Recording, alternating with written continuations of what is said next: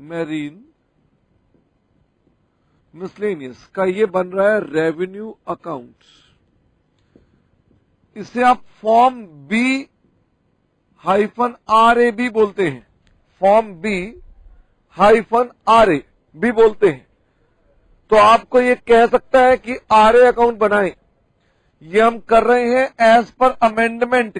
कौन सी अमेंडमेंट है? 2002 की। आपकी स्टडी मटेरियल में ये अमेंडमेंट अभी ठीक से आई नहीं है, इसलिए कठिनाई होती। कई बच्चों को कहते हैं सर ये क्या हमारी स्टडी में कुछ और था। अच्छा, अब मेरे साथ साथ हम जरा फटाफट से इसको लिखते हैं। सबसे पहले हम लोग यहां लिखेंगे premium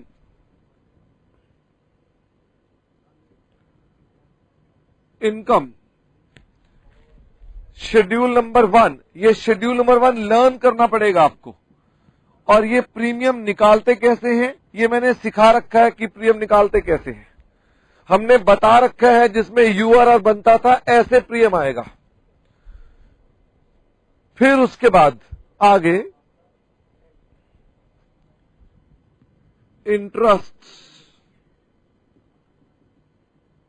dividend and rent. Gross, gross का मतलब है without deduction of TDS. TDS होता है इनकम टैक्स, बिना इनकम टैक्स काटे। इसका शेड्यूल नंबर नहीं है। इसका मतलब ये कि हमारे पास ये इंटरेस्ट, डिविडेंड, रेंट की इनकम आ गई। इसके अलावा कोई और भी इनकम हो सकती है जो सवाल में बताएगा। ध्यान रखें शेड्यूल सिर्फ पहले का ही था। This is total A, this is total A. फिर आ गया हमारे पास अगला क्लेम एक्सपेंस। ये भी हमने आपको 2 नंबर में सिखाया था। हमने बताया था क्लेम्स का अमाउंट कैसे कैसे निकालते हैं, ये भी आपको निकालना आता है।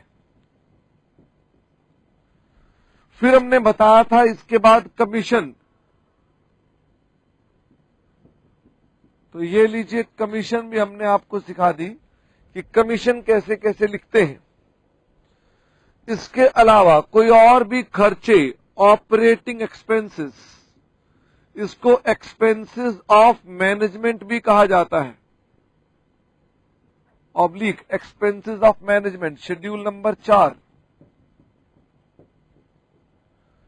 Expenses of management. तो ये हो गई इनकम्स इंश्योरेंस कंपनी की, जिनमें से मैंने ये वाली इनकम डिस्कस नहीं करी because these are very elementary. Premium income बताई, क्लेम बताया, खर्चा बताया। ये खर्चे मैंने नहीं बताया क्योंकि ये तो सारा साधारण खर्चे हैं। रेंट, सैलरी, प्रिंटिंग, स्टेशनरी, ये सारे वो वाले खर्चे हैं। तो हम अगर इसका डिफरेंस निकाल दें, दिस इज, पहले तो टोटल लिख दें, दिस इज टोटल बी। तो डिफरेंस आ गया ऑपरेटिंग प्रॉफिट्स ए माइनस बी।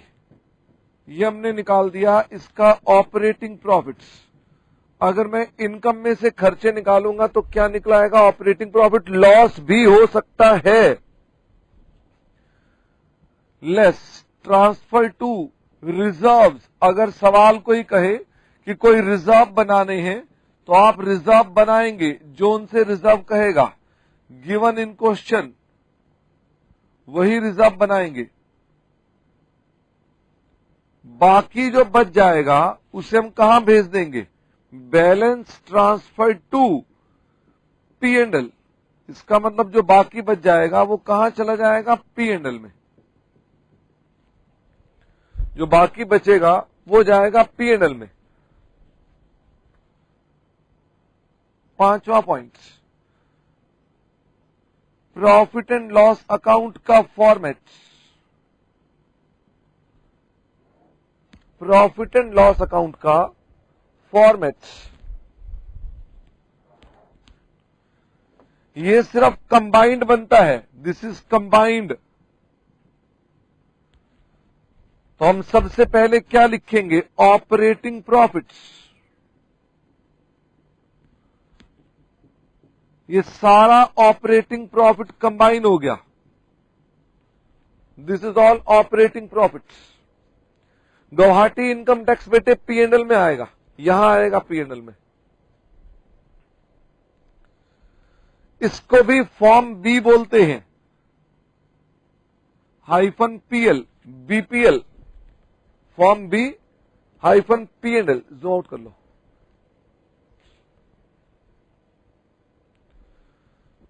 फिर ऐड कर देंगे, इसमें भी इनकम्स ऐड कर दी जाएंगी। इसमें कौन सी इनकम्स ऐड कर दी जाएंगी? सारी की सारी फिर से income from interest, dividend, rent, gross. Sir ये ऊपर भी लिखी थी, यहां भी लिख रहे हो, कमाल है। यह है अनएलोकेटेड। What is unallocated? मतलब जो ऊपर नहीं एलोकेट हो पाई वो यहां पर आएगी। अनएलोकेटेड, जो हमारे पास ऊपर एलोकेट नहीं हो पाई वो यहां पर आएगी। इसमें ही आएगा प्रॉफिट्स और लॉस ऑन इन्वेस्टमेंट्स। बेटे ध्यान दें, लॉस भी लिखा है, प्रॉफिट और loss on sale of investment होना चाहिए, on sale, on sale of investments.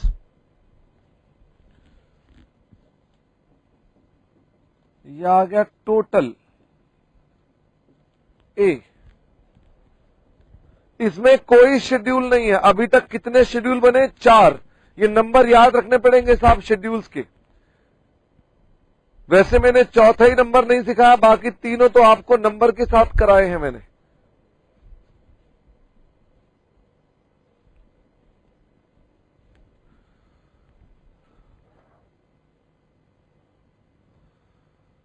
फिर आ गए जी हमारे पास खर्चे। ये कौन से हैं? अनएलोकेटेड, जो खर्चे एलोकेट नहीं हो सकते। एक्सपेंसेस अनएलोकेटेड, इसमें कोई भी खर्चा हो सकता है जो आपने एलोकेट नहीं कर रखा है कहीं और। इसमें जैसे कि बैड डेट्स हो सकते हैं, कोई भी खर्चा हो सकता है, प्रोविजन फॉर डाउटफुल डेट्स हो सकते हैं, वगैरह वगैरह। This is total B. अब आ गया जी profits before tax, A minus B। Profit before tax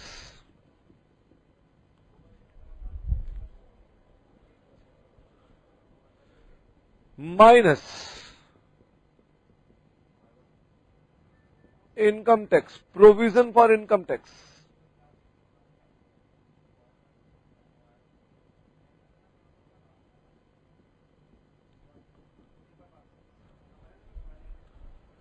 zoom out करो।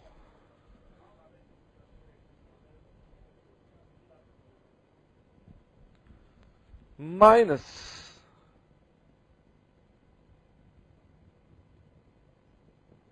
एप्रोप्रिएशन फॉर शेयर होल्डर्स, जैसे कि प्रपोज्ड डिविडेंड।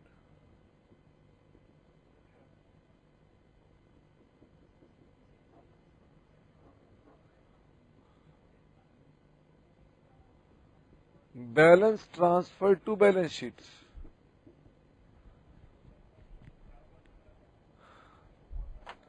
हरिद्वार बेटे इंश्योरेंस कंपनी के अंदर भी हमारे पास कोई ना कोई डेटर हो सकते हैं।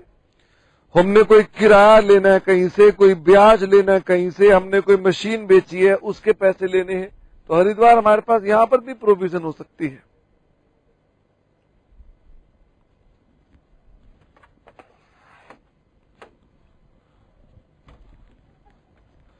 देखना यह है कि पहले कौन सा बच्चा लिखता है।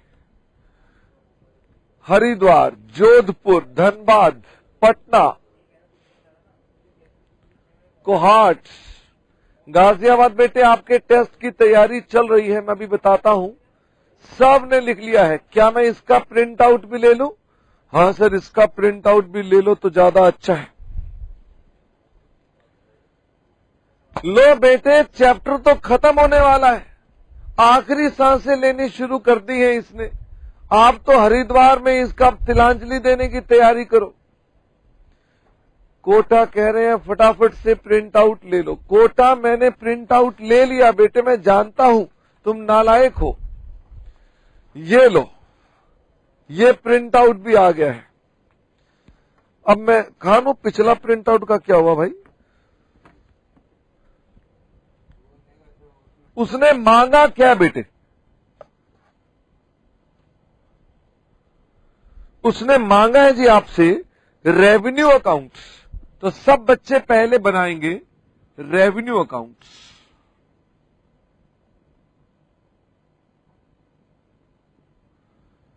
ये है फॉर्म बी।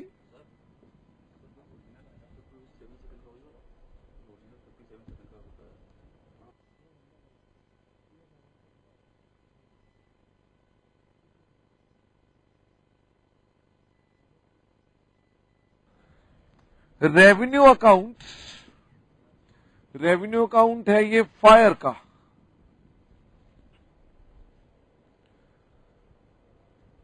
हाँ जी, फटाफट से आ जाइए और देखिए मेरे साथ साथ। इसमें सबसे पहली चीज क्या आती थी? प्रीमियम।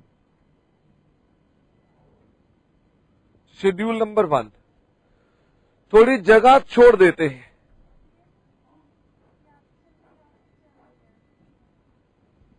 नंबर 2, यहां थोड़ी जगह छोड़ देते हैं। नंबर 2 क्या है? क्लेम्स। Number 3 commission. और number 4 expenses of management.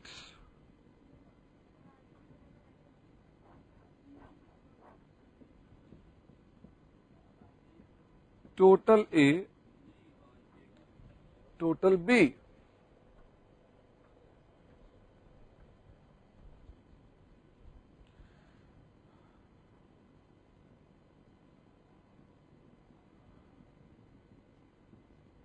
Operating profit A minus B.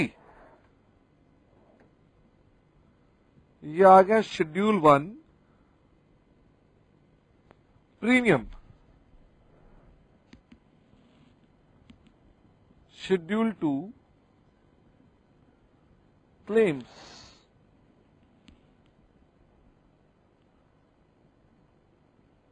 Schedule 3 commission.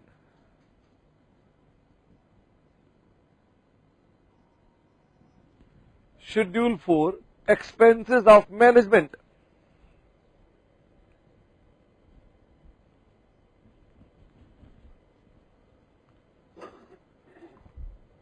हाँ जी बेटे, फटाफट से आप लिख लें तो मुझे बताएंगे।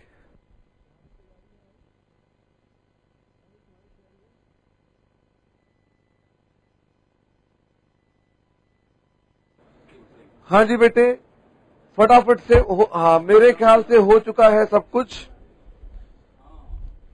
मेरे सहस में कुछ परेशानी है, इसलिए मैं आपका सहस अभी नहीं पढ़ पा रहा।